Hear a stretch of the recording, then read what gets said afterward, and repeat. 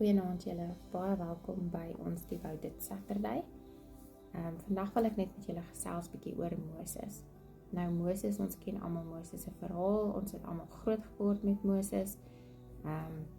Ons weet dat hy in 'n mandjie in die Nylrivier gedryf het en die Farao se dogter hom gekry het en hy het groot geword in hierdie Egiptiese household, kom mense dit nou maar so. En hy was gekies deur die Here om die volk uit Egipte uit te lei. So 'n paar sleutelpunte en net 'n paar lewenslesse en 'n paar sleutelverse wat ek net graag met julle wil deel, sowel as ook ietsie baie kosbaars wat ek vandag ontdek het. So kom ek begin met net die sleutelpunte van Moses. Die geboorte en sy vroeë lewe. Moses is gebore in 'n Hebreëse familie in Egipte om hom te red van Farao se bevel om alle Hebreëse manlike babas dood te maak, het sy ma hom in 'n mandjie op die Nylrivier geplaas. Farao se dogter het hom gevind en hom aangeneem. Die uittog uit Egipte. God het Moses uit 'n brandende bos geroep om die Israeliete uit slawerny in Egipte te lei. Deur Moses het God wonderwerke gedoen, insluitend die 10 plaae wat Farao uiteindelik oortuig het om die Israeliete te laat gaan. En dan die skeiding van die Rooi See. Een van die bekendste wonderwerke is Moses wat die Rooi See skei, wat die Israeliete toegelaat het om Farao se agtervolgende leer te ontsnap. En dan dwaal in die woestyn. Moses het die Israeliete vir 40 jaar deur die woestyn gelei en hulle klagtes en rebellie hanteer, sowel as ook die ontvangs van die 10 gebooie. Moses het die berg Sinaï opgeklim en die 10 gebooie van God ontvang, wat fundamentele wette vir die Israeliete geword het. So dis die sleutelpunte van Moses, net so 'n kort opsomming oor dit. En dan wat kan ons leer van Moses? Ons kan leer van sy geloof en sy gehoorsaamheid. Moses se lewe is 'n bewyse van vertroue en gehoorsaamheid aan God, selfs wanneer hy voor geweldige uitdagings te staan kom. En dan sy leierskap.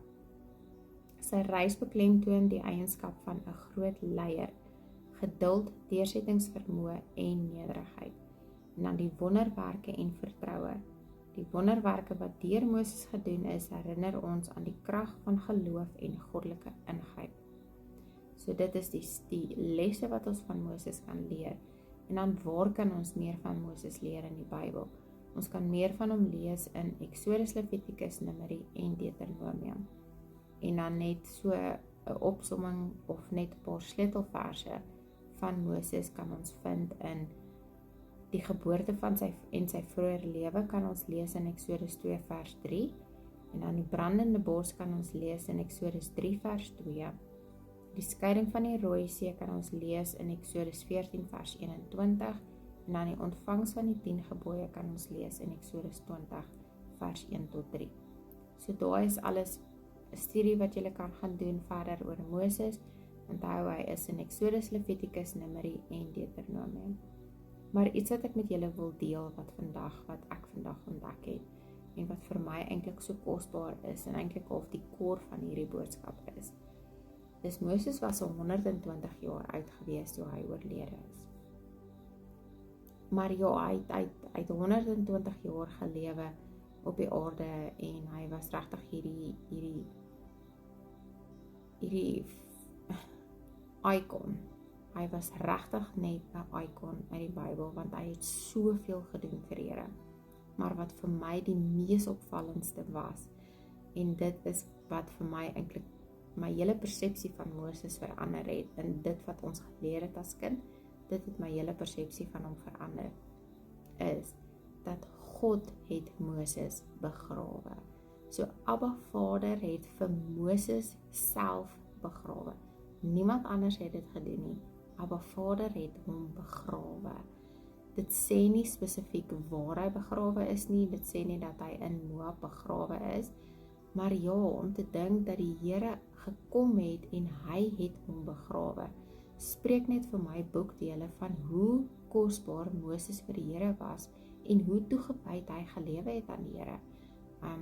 Ek kan nie dink dat dit maklik is om 'n volk, 'n halstarrige, arrogante volk te lei en nog steeds so nederig voor die Here te wees nie. En dan net iets wat ek net ook met julle wil deel, Dus Moses het vir 40 dae lank in gebed op Sinai gegaan. So hy het vir 40 dae lank het hy in die berg gaan bid vir die volk.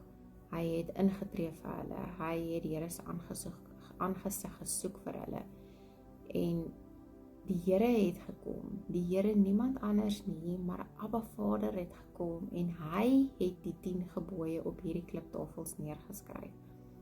So dink net by jouself, hier kom die skepper van alles en hy kom en hy's in hierdie, jy soek sy aangesig en hy verskyn in jou in al sy glorie, want dit is wat gebeur het as jy gaan kyk verder of bietjie gaan dieper delf in dit wat Moses op die berg gaan doen het, is elke keer wat hy in die berg gegaan het die Here aan hom verskyn in sy glorie.